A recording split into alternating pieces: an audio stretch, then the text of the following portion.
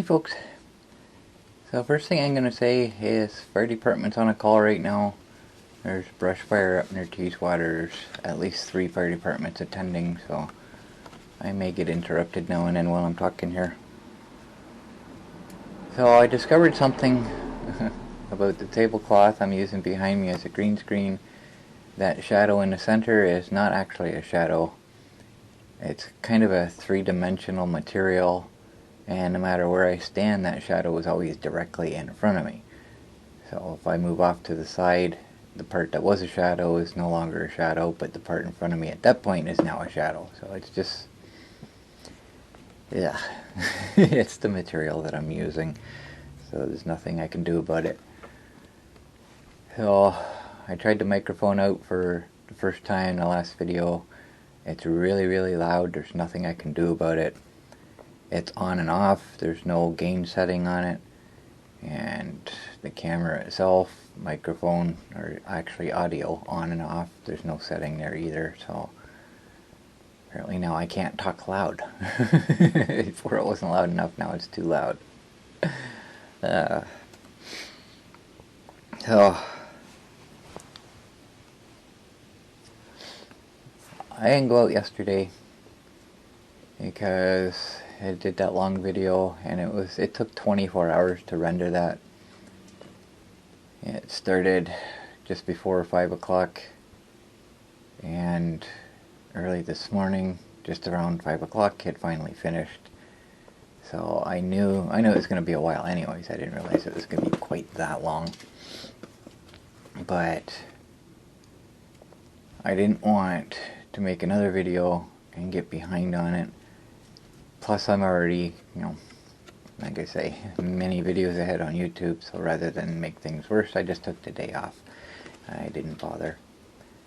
So, one thing I forgot to talk about with the shadow there, it doesn't matter where I sit in the picture, so I don't have to sit off to one side or the other and just kind of alternate depending on what I'm showing behind me. I can just sit in the center. I can move myself around with the software, put myself anywhere on the screen. So that's what I'll be doing. And as far as in that video, if you watched it, talking about the cracks in the road and that, if there's a big bump, I put one tire on the curb so that only one hits that bump. And those of you who don't know anything about the monster, I've explained before how the front axle works. It's just kind of, I can find something here. Front axle on the monster, it's called independent suspension, but it's really not. They're connected together, and it's kind of like the front axle of a lawn tractor. There are just kind of pivots in the center, and if one wheel goes up, the other one goes down, and vice versa. They're connected together. And I'm messing up the exposure there. So one goes up, the other goes down. They do not both go up together. So if I hit a big bump with both front wheels, there's no absorption of that shock whatsoever. It's a solid hit, and it's very annoying and painful, and probably what's killing the front wheel bearings. So what I do is I put one wheel on the curb where it's a flatter, level surface, and I hit that bump with only one wheel, and that makes a huge difference, because then the bump's only half as big, because only one wheel's lifting the front of the monster instead of both. So really, I know I've explained that before. Actually, I think when I first got the monster, I explained it, but just so you understand what it is I'm doing when I'm only hitting bumps with one wheel. So, I got home yesterday, or the day before, and I talked about being overcast, but it's really thin overcast. Well, I found out why. So when I got home, the temperature had risen up to 28, but it was an alert icon on my desktop, so I thought maybe we had storms coming in, but nope. It was an air quality statement, and I read it to see what it was. I thought it was because of the hot, humid, muggy conditions, but nope. It is Smoke is causing poor air quality and reducing visibility. Smoke is expected or occurring. This is something we don't normally see here. High levels of air pollution due to smoke from ongoing forest fires are possible. Smoke from active forest fires in northwestern Ontario has moved over southern Ontario. Elevated particulate matter levels and hazy conditions have been reported at several stations. Reduced visibilities and deteriorating air quality are possible if the smoke descends to ground level. And conditions are expected to improve Tuesday with the passage of a cold front, which happened yesterday. And if you or those who are in care are exposed to wildfire smoke, consider taking extra precautions to reduce your exposure. Wildfire smoke is a constantly changing mixture of particles and gases, which includes many chemicals that can be harmful to your health. Well, what doesn't, or what isn't? So, it's not just from Northern Ontario, apparently, because I saw a video last night. I think it was 6 provinces that are experiencing it. So a lot of it, I'm sure, is coming from the West Coast, all the fires they have there. Environment Canada now has Southern Ontario included in an air quality advisory, and as you can see, this advisory, it extends across 6 different provinces from Quebec to British Columbia. We've been talking about the smoke from wildfires, and yes, some of that haze has made its way into Southern Ontario. This is an image from earlier today taken from outer space. This is what it looked like from the air around the noon hour today. Yep, that's a pretty hazy skyline here in the city of Toronto. And not only that, but you may have noticed the sun over the last couple of days at sunrise and sunset times. It's quite orange as a result of the elevated pollution levels in the atmosphere. So that explains why the sky was hazy. Because like I said, it was overcast, but the sun was coming through it, so it was really thin. And I'm looking at blue sky today. There's a couple fluffy clouds out there, but blue sky. So I'm going to put my polarizer filter on today, because I will be able to adjust it. And like it said, passing of a cold front. We did have a storm threat, but we never got anything. But temperature is cooler. It's 22 today, which is kind of nice. Be nice for doing some work out here. I'm not sure what I'm doing though. I'll have to see in the garage here.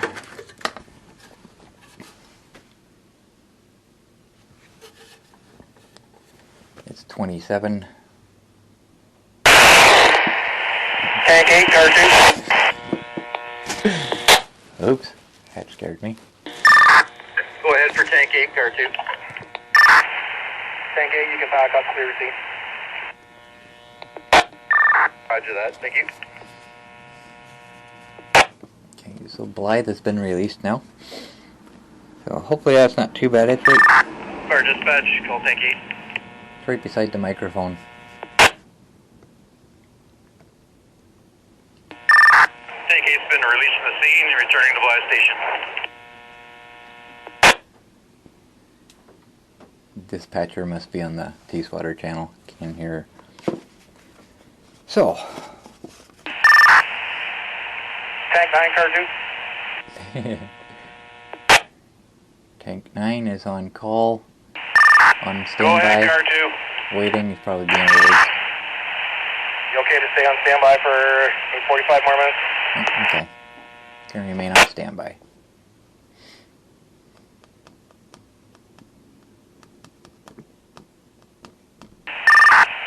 Yeah.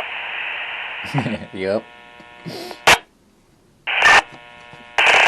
Sorry, car 3. 2 at this point. Okay. So, I was talking to Codey, and I come up with an idea I'm considering. Car 2, car 3. We'll hang out here for a bit longer until you guys get further on.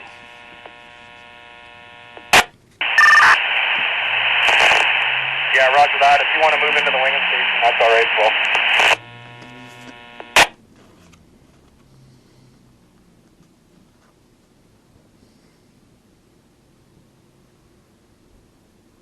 I'm afraid to talk.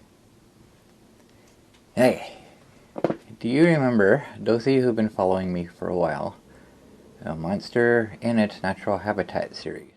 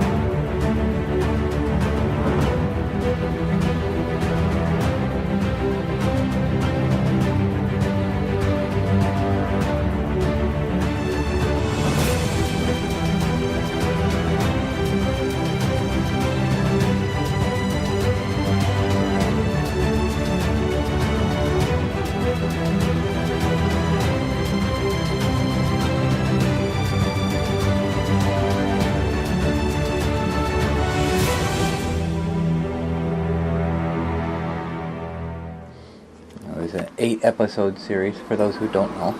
It was an 8-episode series where I was taking the monster out to the conservation area. Best period I've had with the monster. I really loved it, but the monster couldn't deal with it. It was too much for it. And that's when the motor went poof. Well, Codey proposed that someday he comes by, picks me up, throws the monster in the back of the pickup, and he'll take me out there for the day. I'm really considering that. It's not going to happen right now because I'm not trusting the monster. I got a lot of work I need to do to it first, and then I'll think about it. It's definitely something I want to do. If I do, then I will be hitting those upper trails that I never got to, because he can drop me off right at the entrance to those trails. I don't have to drive to the conservation area, and I don't have to drive through all those rough fire roads to get to that point, so he can drop me off right there, and that would be kind of nice. But I don't know. I'll definitely be thinking about it. Like I say, it's something I want to do. I'm considering it. I'm just not really trusting the monster right now, so. But like I say, once I get all the work done on it that needs to be done, then I'll definitely think about it. So, something to maybe look forward to. So as for that series, I will put a link in the description to that playlist. It's all in one playlist all by itself, and I'll throw a link up at the end of this video as well, so you don't have to go to the description, just click right on it at the end. And it was my most expensive series as far as licensing goes, and it was a lot of work, but it was a lot of fun. It was very enjoyable. And my two favorite episodes was episode 5, which was Specific Intentions, which is where I got a lot of my extra footage from, and episode 7, Perspectives, where I showed just kind of almost a behind the scenes type thing, where I showed how I got all my camera angles and that, and I actually watched that quite often. I enjoyed that episode. So that was probably my most favorite one. So for those who've never seen it, take a look. It's kind of, I would say, probably my best work as far as video goes. And it's pretty enjoyable. It just didn't last long enough. So anyways, I don't have a whole lot to do today. I'm gonna put my polarizing filter on, and at some point I'll probably at the dam, take a break at the dam or something, and I'll get off and adjust it so it's doing what it's supposed to do, I guess you could say. And I gotta stop dollar store, post office again. that's about it. I'm not going to say I'm not going to do much of a tour. I'm not going to say I'm going to do a short tour, because every time I say that I end up going out longer than I expected, so we'll just see what happens, put it that way. So that's all I got, and hopefully the microphone's farther away now, so hopefully it's not too loud in this one. I have noticed myself talking a little louder at points, so we'll see what happens. I don't know. If not, then I'm not going to be able to use it. I'll go back to the camera's microphone input and do all that work cleaning it up. Or I can mount it on one of these posts here or something so it's further away. But then if I pound on the desk, it's going to affect it. I don't know. I don't know. So, anyway, that's all I got. Time to head out.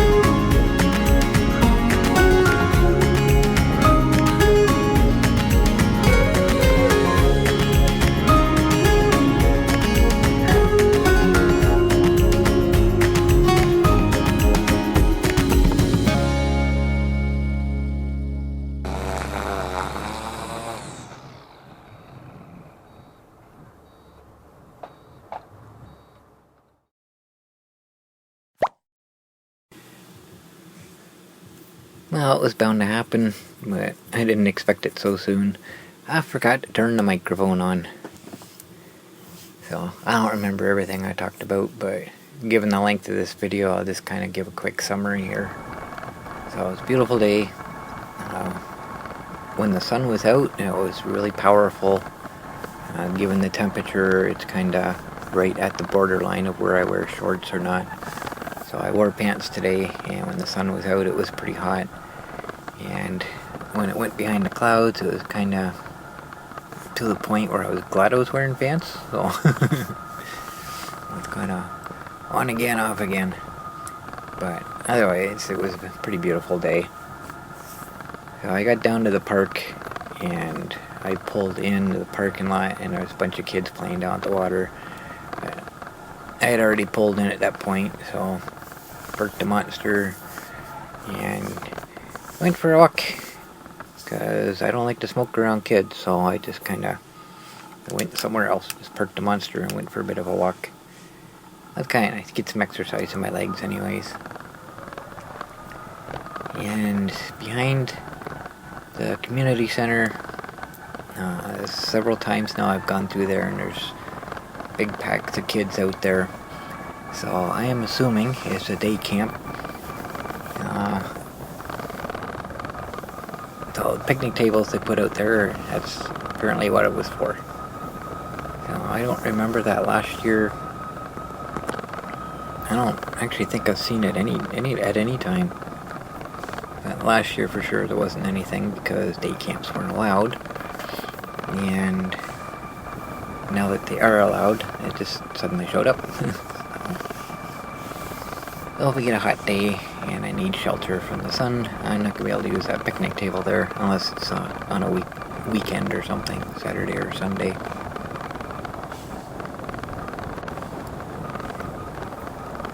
And I guess the final thing I'll talk about is the lawn's fully cut now, front and back. Got the lawnmower up on the trailer, took it out front, and cut as much of the grass as I could till I ran out of gas. I kind of thought I'd have enough, but... So, this lawnmower really eats the gas. It's got a fairly big tank on it, and I don't have a very big yard, but I rarely get both front and back cut with just a single tank of gas, so it eats it pretty good. But anyway, it gets pretty thick sometimes because I don't do it all that regular, so it takes a lot of power to cut it all down. Plus it's a mulcher. It doesn't shoot the grass out the side, it just continues chopping it up. So, finished off with the weed eater, and all is good. So, it's pretty sweaty though. Even though the temperature's nice, I'm glad I didn't do it on a really hot day. So, I guess that's all I got for this video. So, I'll throw the Monster in its natural habitat playlist up on the screen, and I will thank you for watching.